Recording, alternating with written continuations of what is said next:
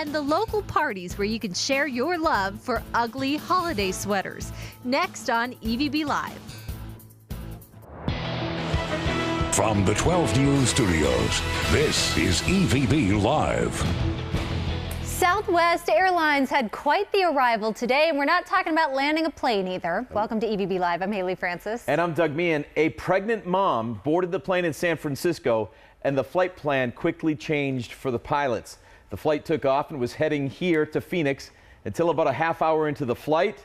The pilot got on the PA, asked if there were any nurses or doctors on board. The flight was then diverted to Los Angeles, and we talked to one of the passengers who says at one point the staff needed scissors. It was really a calm delivery, I guess you could say, you know, and as far as I know, everything went smooth, and I know at one point they asked for scissors to cut the umbilical cord, and so, you know, I'm just glad everything turned out okay. Well, he's real calm about I that, guess huh? So. How about this? Another passenger on board sent out this tweet, quote, "The passengers and crew of Southwest Air Flight 623 from SFO to PHX are happy to announce we now have one more soul on board, and it's a boy." A boy? Unbelievable. Well, we are reaching out to Southwest for pics of the newborn child. So far, we haven't seen any, but we'd like to see them. If you're listening to us, Already got a name. send us a picture. What? Jet. Jet! That's Right? very cute. Yeah? Yeah. Middle name, want to get away? I just hope he's healthy. Oh, sure, right. Yeah. No, right. But Hopefully here's my he's fine. question. Was this an early delivery? Because, I mean, I'm thinking 9 months along. Right, you're not supposed to be traveling not allowed to fly, right? at that point? No. I don't think anything after about 8 months. Kind of caught everybody by surprise A little there. surprise. Well, it is an ongoing effort to focus the nation's attention on the importance of a high-tech education, and both President Barack Obama and Vice President Joe Biden are part of the message. The two took part in an hour of code yesterday. Remember that from high school? Encouraging students to take their knowledge one step further and discover not only how to play video games, but how to learn how to create them. The president also made a few jokes and poked fun at himself as he watched one of the students use a design program. Somebody in this room, I suspect, is going to come up with some outstanding new game, new device, or something that I won't be able to figure out, but Malia and Sasha will be able to teach me how to use. In high school, we learned how to program BASIC. Did you? That's how old it was. Well, I didn't learn code in high school, so Yeah. we kind of think it's skipped a generation. So you learned it, now Well, kids are learning it. I learned again. if X equals Y, then Z equals L, which mean nothing to me at the time. Yeah. Here's the deal. The Hour of Coding beginner course, it's actually available online right now at where else? Code.org. So you can try it right now, or you can head to the Arizona Science Center and try it there like I did earlier today. Ooh. So Camlyn, if you want to learn code, this is where you're going to do it over the next week. This is where our Hour of Code workshops are taking place. Okay, so walk me through what you're doing here. So these are hour-long tutorials that introduce guests to basic coding. So here we are set up. You can choose your game. Okay, how about Frozen? You're gonna go Frozen, all right. In this very basic beginner course, kids can choose to program Elsa from Frozen, my choice, or the Angry Birds, which the kids prefer. So how many move forwards do you think we're going to have to do? Kids won't walk away actually writing code, but with an idea of how their actions, building and linking commands, can directly impact a computer program. It's easier to see how he moves the first time, and then you can figure it out by yourself on using these. Have you ever done code before? Code? Have you ever heard of code before?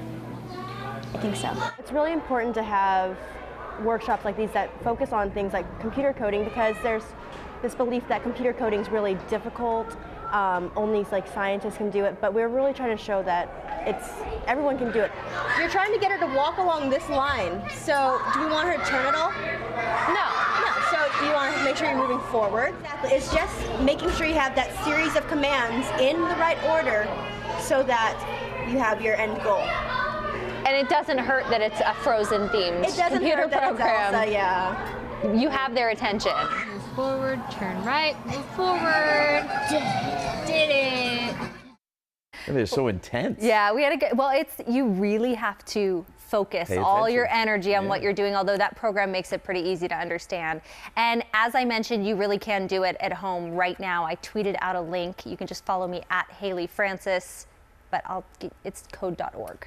Oh. That's it. You can follow me anyway. All right. That's it. I just leave it for the kids that are gonna, I know. so far past. I me. know. They were coding robots out there. Like, I don't know what you're doing. Those are going to be the rich people. Yeah, no kidding.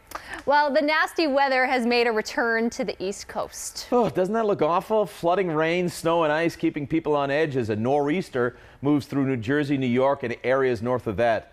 Crews are out in full force sandbagging, trying to control the rising water in parts of New Jersey. Ice was the main problem up in Massachusetts and Connecticut, making the commute treacherous. And up to a foot of snow is expected in those poor people in upstate New York. That is why we don't live there anymore, That's right? the nasty stuff, is that ice. The worst. And when it's the black ice, that's even worse. Look at this.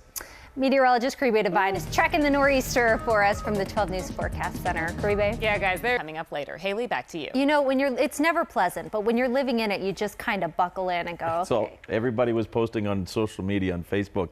All my friends back east, they were just locked down. That was it. They weren't going anywhere. Well, William and Kate kind of dealing with that too. They've been the center of attention for the past couple of days. They're in the States. The Duke and Duchess of Cambridge are wrapping up their visit to the U.S. tonight. Look at the kids. It's been a packed day of Good-looking events in couple. New York City. NBC's Chris Pallone shows us why the rain from the nor'easter did not dampen the spirits of their visit.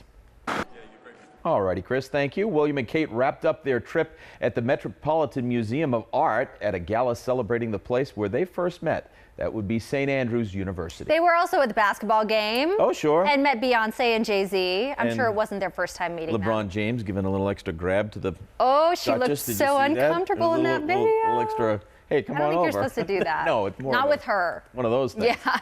Expect plenty of drama ahead on NBC's The Voice. By the end of the show, we'll know 3 of the 4 acts headed for next week's finale. The question, could we see a battle between Team Adam and Team Blake for the big show?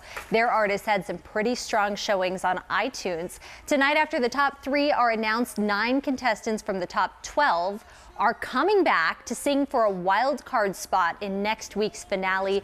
Voting opens during the show, so we will see somebody coming back. Yeah, the wild card winner will be announced tomorrow morning on the Today Show. I'm sure Emma will have a big wrap-up. Oh, I'm sure she will, yes. And make sure you're watching tonight at 7 so you see all that drama unfold. Well, Caribe will be sharing today's Elf on the Shelf picture in just a couple of minutes, and we'll let you know how you can get involved too. Then, if you're looking to make a statement with your ugly holiday sweater, we've got a list of places you'll be welcomed in style.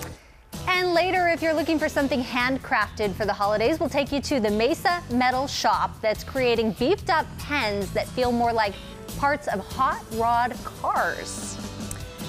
Haley is standing by to continue our holiday theme. Hello, Haley. Hi, guys. And Vanessa, we should have coordinated because I have a ton of ugly Christmas sweaters. I know to call you next time. Yeah, now you know. Now you know. Hardly a cloud in the sky. Very lucky this time of year. Well, we hope you will be a part of this year's Ignite Hope Candlelight Walk as thousands of people come together to show their support for the young patients at Phoenix Children's Hospital. The walk is on Saturday, December 13th, and begins at Phoenix Plaza at Central and Thomas and ends at PCH. It'll take place rain or shine. You can register online or in person at Phoenix Plaza that day starting at 3:30. That's great. Yeah. Yeah. Well, now to an awesome moment during last night's New York Rangers game. It really was. A rookie took to the ice, one who's battled something worse than any pro in the league. The team signed 15-year-old cancer survivor Chris Falzone to a one-day contract. He then took warm-ups with his uniform and his favorite team, including an introduction over the PA system at Madison Square Garden. Falzone was diagnosed with cancer at the start of his freshman year of high school and was told he would never play hockey again. But after chemotherapy and a hip replacement and time in a body cast, he was cleared to skate again and is now playing with a traveling team. That was so great for him. Great. He got to practice with the Rangers a few days ago as well. His experience is all part of Madison Square Garden's Garden of Dreams Week. The Rangers say they love Chris's heart, and what a big heart they have to let him be a part of that team. Extend a hand like that. And you know what it also does too? That message gets out there to the kids that might be battling cancer right now and they feel as though they don't have any hope. Well, they can look to this kid and say, I've made it. Yeah. And it gives them the strength to continue. Yeah. It's great.